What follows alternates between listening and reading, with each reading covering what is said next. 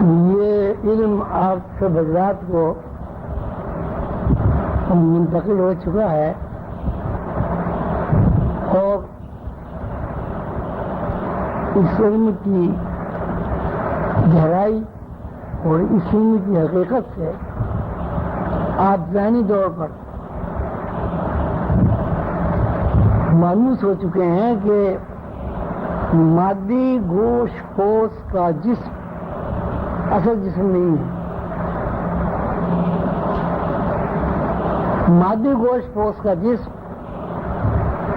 دراصل اصل جسم کا ایک بہروپ ہے، یعنی اصل جسم یا اصل انسان خود کو پردے میں ظاہر کرتا ہے، براہ راست سامنے نہیں آتا. کیونکہ خود کو پردے میں ظاہر نہیں کرنا ہے، اس لیے اس اصل جسم نے اپنے آپ کو ظاہر کرنے کے لیے ایک پورا جسم، پورے سے مراد جس طرح اصلی جسم ہے، یعنی ہاتھ پیر آنکھ ناک کان بال دماغ اندروں کا سارا نظام، دل پھیپھڑے آنکھیں یہ ہڈیاں، وہ اصل انسان نے ایک ایسا جسم تخلیق کیا کہ جو اصل انسان کی فوٹو اسٹیٹ کاپی ہے، یہ اصل انسان کا فوٹو ہے. اب اس کو ہم یہ کہہ سکتے ہیں کہ انسان گوشت پوش کا انسان جو ہمارے سامنے ہے، اس کی حیثیت نیگیٹو کی نہیں ہے، پازیٹو کی ہے. صورت حال یہ ہے کہ نیگیٹو جس طرح کا ہوگا اسی طرح کا پازیٹو بنے گا. مثلا اگر نیگیٹو پر کہیں داغ دھبا ہے تو پازیٹو تصویر میں بھی داغ دھبا آئے گا. نیگیٹو اگر رنگین ہے تو تصویر بھی رنگین بنے گی. نیگیٹو اگر بلیک اینڈ وائٹ ہے تو تصویر بھی بلیک اینڈ وائٹ بنے گی. لیکن نیگیٹو اور پازیٹو میں فرق یہ ہے کہ نیگیٹو جو عکس لیتا ہے وہ مادی جسم کا جو ظاہری رخ ہمارے سامنے ہے اس کا فوٹو لیتا ہے. اس کے برعکس جب ہم ایکس رے کی طرف جاتے ہیں تو ایکس رے مادی جسم کے اندرونی حصوں کا عکس لیتا ہے اور فوٹو لیتا ہے. اب صورت حال یہ ہے کہ ہمارے سامنے یہ جو مادی جسم ہے، مادی وجود ہے، جو مرکب ہے گوشت سے، جو مرکب ہے کھال سے، جو مرکب ہے ہڈیوں سے، جس کے اندر تحریکات قائم ہے دوران خون سے،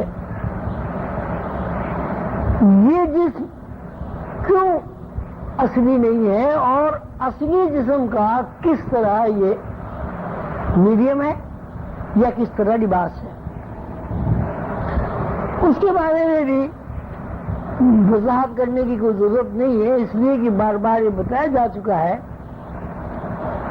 کہ جب روح یعنی اصل انسان اپنے اس طفیلی انسان سے، اس طفیلی جسم سے رشتہ توڑ لیتی ہے تو جسم باقی رہنے کے باوجود جسم کے اندر اپنی کوئی حرکت نظر نہیں آتی.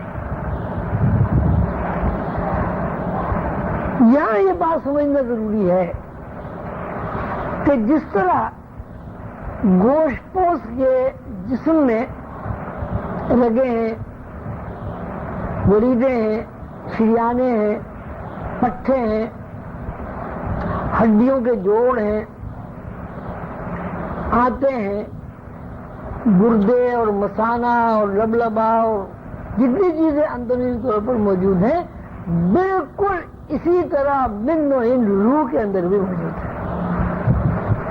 روح نے جب اپنا میڈیم بنایا تو وہ نیگیٹو پازیٹیو جو ہمارے یہاں اس وقت رائج ہے اس کی طرح نہیں بنایا کہ ایک تھوڑا سا خاکہ باہر کا قبول کر لیا ہو، بلکہ روح کے اندر جتنا بھی کچھ ہے اس میں آتے ہیں، پٹھے ہیں، ہڈیاں ہیں، دوران خون ہے، آکسیجن ہے، مختلف قسم کی گیسز ہیں، مختلف قسم کے رنگ ہیں، مختلف قسم کی کیلوریز ہیں. روح نے جب لباس تخلیق کیا تو مکمل لباس بنایا بالکل روح کی طرح. اس کا مطلب یہ ہوا کہ جب ہم روح کا تذکرہ کرتے ہیں تو روح کے اندر دل بھی ہے، روح کے اندر دماغ بھی ہے، روح کے اندر آنتیں بھی ہیں، روح کے اندر مثانہ بھی ہے، روح کے اندر گردے بھی ہیں اور روح کے اندر ہاتھ پیر بھی ہیں. جس طرح انسان کھاتا ہے، پیتا ہے، سوتا ہے، جاگتا ہے، اسی طرح روح کے اندر بھی حرکات و سکنات موجود ہیں.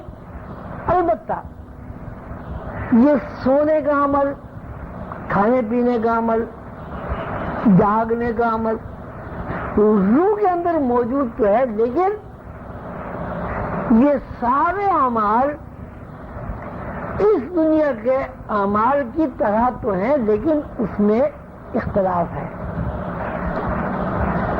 روح جب کوئی چیز کھاتی ہے تو وہ لطیف چیز ہوتی ہے. تو روح کا جسم جب کوئی چیز کھاتا ہے تو وہ کثیر ہوتی ہے. کیوں؟ اس لیے کہ روح نے جب اپنے لیے میڈیم بنایا، جب اپنے لیے لباس تخلیق کیا تو اس کا جو مسالہ ہے، اس کا جو میٹر ہے، وہ سب کا سب کثافت ہے. چونکہ لباس کثافت سے تخلیق ہوا ہے، لباس کے تمام اندرونی اعضاء کثافت سے تخلیق ہوئے ہیں. کثافت سے مراد میٹر، مادیت، تعفن، خمیر، ایست. اس لیے اس کی خوراک بھی تعفن ہی ہونی چاہیے، اس لیے کہ اس کی بیس اور بنیاد جو ہے وہ تعفن ہے، وہ سواد ہے. اگر روح کو بھوک نہ لگے تو جسم انسانی کو بھی بھوک نہیں لگے گی. اگر روح کو پیاس نہ لگے تو جسم انسانی کو پیاس کا تقاضا منتقل ہی نہیں ہوگا. اگر روح کو آرام کرنے کا وقفہ تلاش کرنا نہ ہو تو جسم انسانی بھی آرام سے واقف نہیں ہوگا. لباس کی جب ہم تشریح کرتے ہیں کہ صاحب یہ گوشت پوش کا جسم جو ہے وہ روح کا لباس ہے، اس سلسلے میں حضور قلندر بابا اولیاء رحمۃ اللہ علیہ نے لوح قلم میں بڑے واضح طور پر مثال دی ہے. وہ فرماتے ہیں کہ انسان اپنی حفاظت کے لیے، اپنے جسم کی حفاظت کے لیے، اپنے جسم کو آرام پہنچانے کے لیے، اپنے جسم کو گرمی سردی سے محفوظ رکھنے کے لیے ایک لباس بناتا ہے. وہ لباس کھال کا ہو سکتا ہے، اون کا ہو سکتا ہے، کاٹن کا ہو سکتا ہے، پتوں کا ہو سکتا ہے، کسی بھی چیز کا ہو سکتا ہے. انسان گوشت پوش کا بنا ہوا انسان جب اپنے لیے لباس بناتا ہے، مگر قمیص بناتا ہے، اور وہ قمیص جسم کے اوپر منتقل ہو جاتی ہے. اب صورت یہ ہے کہ اگر آستین کو ہلانا ضروری ہو تو جب تک جسمانی گوشت پوست کا ہاتھ نہیں ہلے گا آستین میں حرکت پیدا نہیں ہوگی.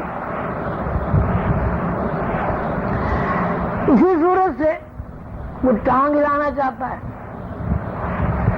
یا ٹانگوں کے اوپر پہنے ہوئے لباس کو حرکت دینا چاہتا ہے، جب تک ٹانگوں میں حرکت واقع نہیں ہوگی وہ ٹانگوں کے اوپر لباس جو موجود ہے اس کے اندر بھی حرکت نہیں ہوگی. اب اس مثال سے یہ بتانا مقصود ہے کہ گوشت پوست کا جسم جب لباس کو حرکت دیتا ہے تو لباس میں حرکت ہوتی ہے. اگر گوشت پوست کے جسم پر پہنا ہوا لباس اتار کر بالکل انسان کی طرح رکھ دیا جائے تو اس میں کسی بھی طرح حرکت واقع نہیں ہوگی. بیان کرنا یہ ہے کہ گوشت پوست کے اوپر جو لباس ہے جس طرح وہ گوشت پوست کے جسم کے تابع ہو کر حرکت کرتا ہے اسی طرح گوشت پوست کا جسم جو ہے وہ روح کا لباس ہے اور روح کے تابع ہو کر حرکت کرتا ہے. یہاں صرف لباس زیر بحث آتا ہے مثلاً کرتا شلوار، لیکن روح جب اپنا لباس تخلیق کرتی ہے تو وہ مکمل کمپلیٹ لباس ہوتا ہے.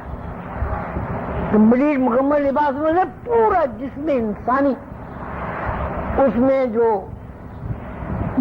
یہ بال جو ہے، بال میں کیا روح جو ہوتا ہے وہ روح بھی روح کے اندر موجود ہے، وہ روح بھی جسم انسانی میں منتقل